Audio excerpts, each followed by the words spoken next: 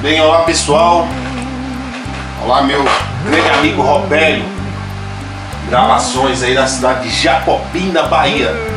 Estou aqui mixando e masterizando agora, né, o trabalho do meu grande amigo Wagninho. Esse trabalho já tem mais de 4 anos que já foi feito. Agora nós estamos refazendo, né, refez ele. E estamos refazendo essa música aqui, masterizando. Estou masterizando usando o ruído rosa.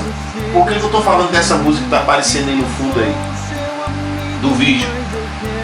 Porque eu estou usando a questão do ruído rosa, que depois eu vou explicar para quem estiver interessado nos vídeos.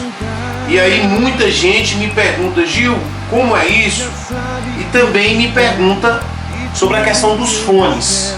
Qual é o fone, o melhor fone que deve usar para uma mixagem, o melhor fone que deve ser usado para uma masterização.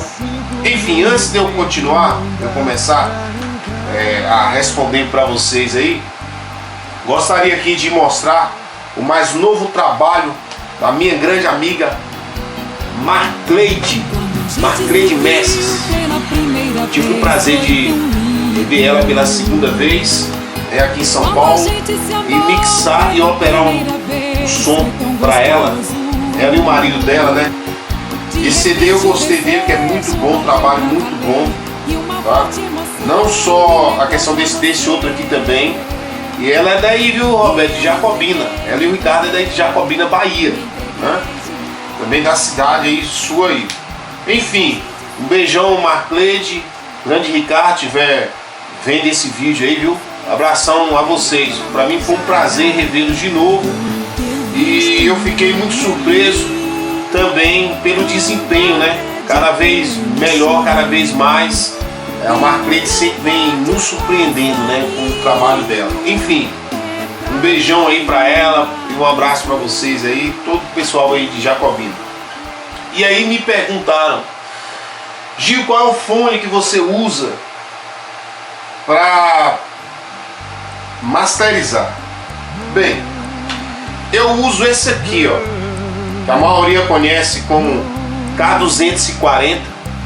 Esse é o mais famoso, né, da própria AKG, que é o MK, que a maioria conhece MKLL, MK2, que diz que o 2 é com 2 algarismos em algarismo romano, mas não é. Esse fone aqui é o MK-II, tá? Não é 2 não, é II. Não sei se está dando para vocês verem aí, tá aparecendo em sua tela aí. E a resposta de frequência dele, ele pega de 15 Hz a 25 kHz, tá? A diferença desse fone aqui para o 240, que a maioria conhece aí, que é o famosão também, né? Que é esse 240 aqui, ó. Não sei se vocês conseguem pegar aqui a câmera aqui, chegar mais próximo aqui, ó. Esse aqui, o K240 Studio, as batidas de frequência dele é a mesma, só que aqui é um pouco mais médio, é um grave com um pouco assim, mais de médio. Esse aqui mais é um grave mais assim, aveludado, sabe? Aquele grave que eu acho que é mais gostoso, a questão dele.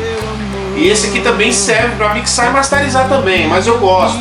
É óbvio que vocês só vão ver a diferença se vocês adquirirem os dois. Se tiver com os dois para você ver a diferença, ou vocês conseguirem ver a diferença no que eu estou dizendo, competindo com os outros fones, ouvindo outros fones, né? Tem que ser fone bom, fone novo, que vocês não pode ser um fone já judiado, enfim. E tem esse outro aqui também, da AKG, que é o K121 Studio.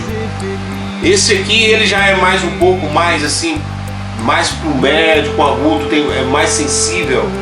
É um fone também que eu gosto muito dele. Com 55 ohms também, todos eles, né? Que é 55 ohms também. Todos eles, a maioria com 55 ohms, né? A questão de impedância deles. E a frequência, a frequência dos dois é a mesma. Enfim, esse aqui, a sensibilidade dele, eu gosto dele mais pra pôr voz, né? O pessoal por voz, eu gosto muito que ele é sensível. Apesar que a placa aqui já tem um pré, mas eu gosto dele porque ele é muito sensível. É um fone muito bonito, com design, ó, tá vendo? em São Paulo. Vocês podem observar aí nos vídeos aí de alguns artistas que tem aí no YouTube, vocês podem observar sobre vídeo de estúdio que a maioria está usando ou esse aqui, certo? E esse outro aqui, tá? E tem também o que está guardado lá dentro, que não tem como pegar agora, certo? Que eu estou fazendo o vídeo, mas que está novo, está na caixa, que é o 242 HD, tá? Que é um todo cinza. Ele é parecido mais com esse aqui, assim. Tem essa espuma que é de veludo também e tal, muito bacana. E desencaixa também aqui, o caso desse aqui, ó, tá vendo? E o fio, o cabo é como se fosse aqueles cabos de telefone flexível, tá? Também na ponta ele usa o P10 estéreo e o P2 estéreo também, que ele enrosca aqui, ó. Muito da hora a questão do fone. E esses dois, a diferença entre esses dois aqui para esse, que esse aqui tem um encaixe também, esse aqui também tem um encaixe, né? Para quem já conhece isso, eu estou mostrando para quem não conhece, mostrando também do meu grande amigo Robério Gravações. Então, o que eu quero dizer com isso? Com todas essas coisas, enfim. Porque muita gente me pergunta: Gil, qual é o fone que eu devo usar porque as minhas mixagens não ficam legal? Eu tenho aí monitores, muita gente fica se preocupada com monitores. Ele acha que ele comprando monitor, ele acha que ele comprando o melhor fone, ele acha que ele comprando o melhor equipamento. Amigos, eu queria dizer para vocês o seguinte, para vocês que estão começando. Não adianta, o que adianta você, pronto, eu vou simplificar a coisa, o que adianta um cara ter um maior teclado legal, que antes era assim, o cara, não, velho, me contrata aí. Quando eu tinha uma casa noturna, o cara foi lá na casa querendo um emprego, então ele queria queimar o outro cara na banda, falando assim: esse cara aí fica fazendo esse feijão com arroz, com esse tecladinho aí da Yamaha, que não sei o que. O meu é um teclado da Roland, de um G800. Ele achava que eu não tinha conhecimento. Ele falando isso, ele me vendo que eu era um dono de casa, que eu não tinha um certo conhecimento, né? E aí o que acontece? Ele falando nisso, ele achando que ele com teclado e tal. Aí eu dei a resposta para ele o seguinte, falei: cara, olha, você me desculpa, mas eu não vejo assim. O que eu vejo é o seguinte: não adianta, que é o que eu quero dizer para vocês, não adianta você ter o melhor teclado do mundo que custa não sei quantos mil, mas se o cara que vai dominar ele, que vai tocar dele, não sai nada, não vai, então não adianta. Porque o cara que realmente toca, o que eu quero dizer, tá com a pessoa, é a mesma coisa de você estar mixando, você estar masterizando. Você tem que ter o conhecimento, isso tem que vir de você, tem que vir do músico, ou do produtor, ou da pessoa que está manipulando o equipamento, ou que seja. Você tem que ter o conhecimento daquilo que você está fazendo, em tudo, em todas as áreas que eu digo. Então, para quem quer mixar, porque a maioria me pergunta: Gil, eu quero um vídeo, eu quero já mixar e masterizar. Primeiro aprenda a gravar. Primeiro aprenda a captar um som. Por mais que você às vezes não toque, você não tem o conhecimento de tocar, às vezes você não toca um instrumento, às vezes você tem um certo conhecimento, mas não toca. Que eu posso dizer que é o meu caso também. Eu não toco legal, eu não posso me meter e falar assim que eu toco um instrumento, que eu toco, não.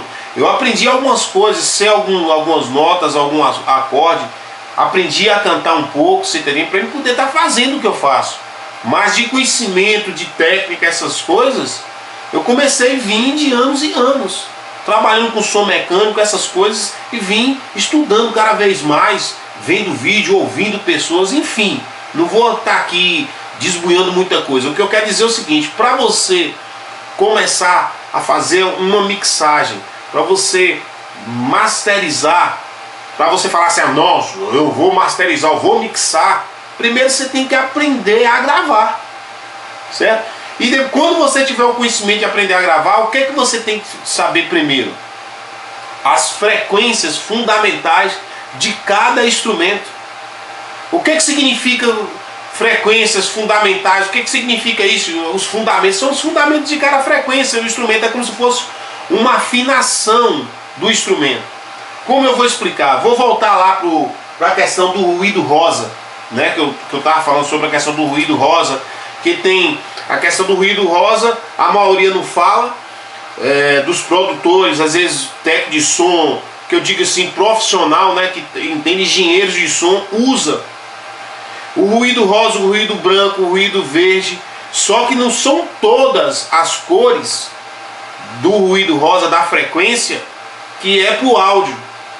São algumas frequências, e algumas frequências é usada também por doutores para médico, né, para fazer exame de audição, certo? Então tem muito isso, que a maioria desconhece isso.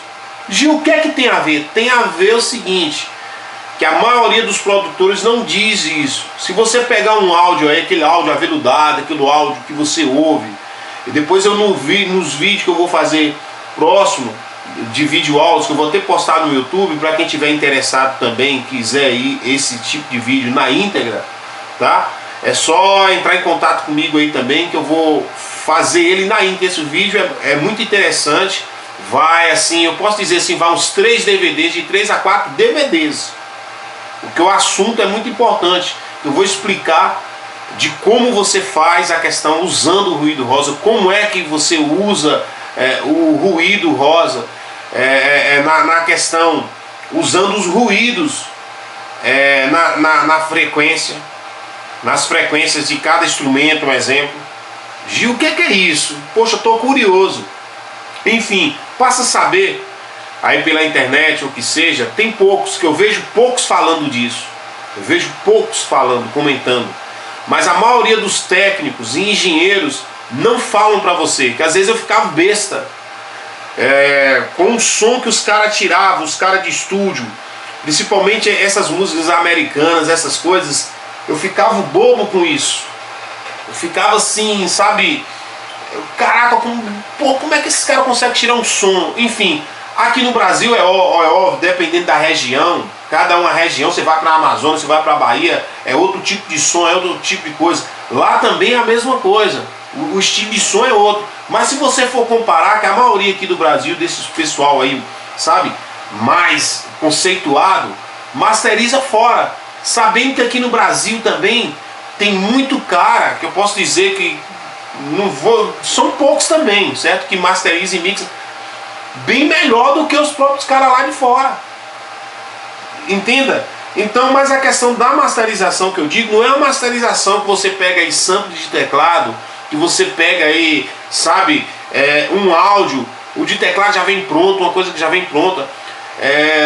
Sobre a questão de teclado que eu digo, porque tem muitos que vai em cima daquele outro. Quanto mais alto o outro fez, ele quer que aquele CD dele soa alto.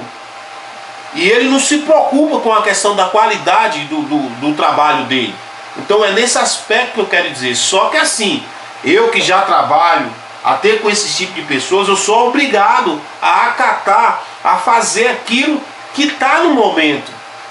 Mas dentro do conhecimento certo mesmo da coisa, quando você vai querer uma coisa certa da coisa, você já vai fazer diferente. Quando é uma coisa que é pra você, quando é uma coisa que você vai pegar um músico aí, fazer o acústico, você vai deixar um som mais parecido.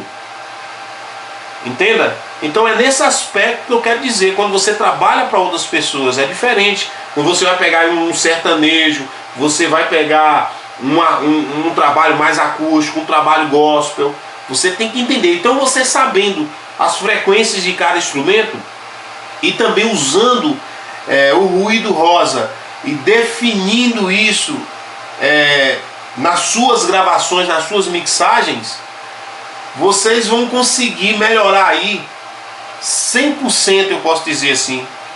Eu digo por que 100%? Porque 20% você vai entender daquilo que você vinha fazendo antes. Era balela, era besteira quando você vem. Por quê? Porque é o efeito que eu chamo de efeito cumulativo. Aquele efeito cumulativo é aquele efeito de máscara, que um instrumento vai mascarando o outro. Então quando você consegue definir isso nas suas mixagens, isso nas suas gravações, vocês vão conseguir entender tudo isso que eu quero dizer. Entenda que não adianta você usar o melhor fone, o melhor, vamos supor, caixa de áudio, né, que eu posso dizer que é conhecido como monitores, de referência, que eu tenho que ter o melhor monitor de referência, se você não tem um conhecimento.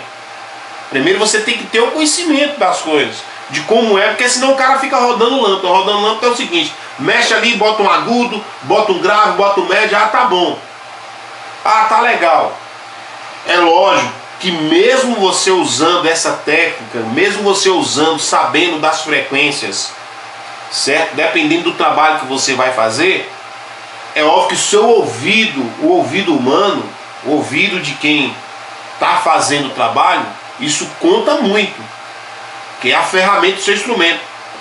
Então, para resumir tudo aqui, o que eu quero dizer sobre a questão do ruído rosa, que eu sempre falo nessas questões de usar as cores dos ruídos, para poder estar fazendo a questão da, eu posso dizer, da afinação do seu áudio. É como se fosse aqueles afinadores de apaizão de antigamente. Não sei se vocês estão conseguindo entender o que eu quero dizer. Quem é da época antiga, que hoje os afinadores todos digitais, né? Para guitarra, violão, essas coisas, todos digitais. Mas tem um diapasão aí que depois no vídeo eu vou mostrar de como é, que eles, você apitava aqui e o cara ia afinando de acordo com o instrumento. Até hoje muitos músicos antigos usam ele. Então o ruído rosa, os ruídos, que eu posso dizer, o ruído verde, o ruído azul, que não são muitos, que são poucos que usa, alguns é para o áudio, tá? Na matéria do áudio é usado isso. É como se fosse um afinador. Entenda? O seu áudio, um afinador para o seu instrumento. Então o que vai acontecer? Você vai lá colocar o baixo, certo? O contrabaixo. Você vai sabendo a frequência fundamental dele, você vai conseguir entender que aonde ele vai chegar. Então quando você regula a sua placa de som, de áudio, que você compara ele com esse ruído rosa, você vai conseguir entender o que eu quero dizer. Você vai conseguir chegar o seu contrabaixo, você está na frequência certa de baixo. Está entendendo o ponto de vista? Se ele também está na frequência certa, um exemplo, a voz, aonde ela está batendo. Mas para isso você tem que saber, estudar um pouco de frequência. Quando você descobre a frequência da voz, a frequência da guitarra, a frequência do baixo, a frequência, sabe, do piano, de tudo que acompanha a questão da música, vocês vão conseguir o quê? Vão conseguir montar uma escala. Entenda? Então, enfim, esse assunto é extenso, esse assunto é muito, eu posso dizer assim, é muito legal você estar passando a saber disso. Por quê? Porque é um assunto que vai, sabe, instigando a pessoa. E eu antes ficava assim, teimando comigo mesmo, né? Eu ficava, de certa forma, mexendo ali, mexendo aqui. Então, de tanto eu vim pegando esse lado, poxa, por quê? Eu não vou dizer que as minhas gravações, olha aquela coisa de comparar com outras pessoas, não. Mas eu posso garantir para vocês, quando você tem um conhecimento, você vai melhorar a sua mixagem. É óbvio que cada um mixa diferente, masteriza diferente, e não adianta você querer que a sua música soa que nem uma música do Zezé. Estou botando o Zezé sempre aço, é óbvio que tem muitos melhores cantores, outros cantores espalhados no Brasil. Mas às vezes o cara, quando é do sertanejo, quer que minha música soa. Meu amigo, se você quiser que sua música soa igual a do Zezé de Camargo, ou igual do Gustavo Lima, ou que seja, você tem que contratar o produtor deles, você tem que contratar os caras que gravaram eles, certo? Para poder pegar aquele lance, os músicos. E aonde eu digo mais, por mais que você tente imitar uma música, você não vai conseguir chegar 100% nela. Por quê? Porque aquela música foi mixada pelo aquele tom e pelos aqueles cantores. Mesmo que você pegue um playback de um cantor, Se você não cantar de acordo com aquele cantor, porque para mim cada playback foi feito para um cantor, e a mixagem ela faz parte da questão da voz, entenda? Ela é casada com a voz. Quando você ouve uma mixagem que é casada com a voz, é um conjunto. Então não adianta você pegar um playback e querer pôr sua voz, porque às vezes ela não vai encaixar, vai ficar fora. Então tá aí. Para você ter uma boa mixagem, o cara também tem que saber cantar, tem que saber fazer uma boa colocação, os músicos tem que ser bom, o cara tem que ter uma pegada legal para fazer, que não adianta, o instrumento, tudo isso conta. Então aqui eu não vou aqui esticar muita coisa, porque é muito expenso. Eu estou dizendo para vocês que é muito expenso, mas enfim, em breve estou falando aí sobre a questão do ruído rosa, falando para vocês sobre a questão das frequências. Eu sei que tem muito vídeo por aí falando sobre isso, então eu vou mostrar para vocês de como realmente é você tentar pôr isso nas suas gravações. Enfim, valeu mesmo, obrigado a todos vocês e sempre acompanham os meus vídeos aí, né? Não só pelo YouTube, mas também pelo Face. E valeu mesmo, espero que vocês entenderam alguma coisa do que eu vim falando. Por quê? Porque muita gente fala assim, poxa cara, você fala demais o que seja. Eu falo demais, mas é as coisas que é certas, que são corretas.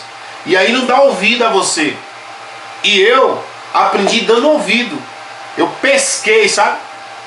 Um produtor uma vez falando sobre esse assunto e eu pescando. Aí uma vez, uma rua chama Santa Efigênia, um bairro também, que é onde vende só aparelhos eletrônicos, essas coisas. E eu tava lá vendo os aparelhos, umas potências, e eu tava vendo o cara falando sobre questão de frequência, de alto-falante, essas coisas. E um técnico que fazia essas potências da Machine, e é um cara que fabricava essas potências. Aí eu pesquei um lance dele, ele falando sobre a questão da frequência, usando frequência, as cores da frequência, de ruído, essas coisas todas. Isso de uma certa maneira, você está entendendo, ouvindo. Por mais que o cara tava lá falando um monte de coisas, você está entendendo, às vezes a gente não entende, a gente não dá nem ligança. Porque tinha até um colega que tava comigo dando pressa, velho, vai ficar aí ouvindo o cara e tal, mas isso se viu pra mim. Que depois eu comecei, passar a saber com um colega meu lá, que era o Jorge, nem sei se tá vivo, se você estiver vivo ainda, viu, Jorge? Um abração pra você, que é o Jorge, que consertava alto-falante, né? Esses alto-falantes aí, lá na Santa Efigênia. Um abraço pra você aí. Enfim, então eu pesquei isso e o Jorge começou a completar, porque ele sempre recondicionava muitos alto-falantes lá para aquela galera toda lá. E ele é um cara que é técnico, ele tem esse certo conhecimento. E eu, aqui em São Paulo, por mais que eu mexo com aparelho, sou técnico de aparelho e tal, mas eu não tinha esse conhecimento sobre a questão do áudio. E eu vim pescando isso. Então, eu vou dizer aqui o meu recado já desde já para esses intelectuais que chegam nos meus vídeos, que ficam, você fala demais, você conversa muita besteira, essas coisas. Cara, deixa eu com as minhas besteiras, deixa os doidinhos me acompanhar, tá? Os doidinhos que sempre curtem os meus vídeos aí. Cada um de nós temos uma doideira dentro da gente. Só a linguagem dos doidos. Sabe aquele ditado? Que para você curar um doido, só outro doido. Para você entender um doido, só outro doido. Então, tá aí o meu recado. Valeu, um abraço para vocês aí que me acompanham. Fica na paz. Um feliz 2015 para vocês, um feliz Natal e um próximo ano novo, cheio de paz, de alegria, felicidade a todos vocês, tá? Obrigado mesmo de verdade. Jesus te ama e eu também.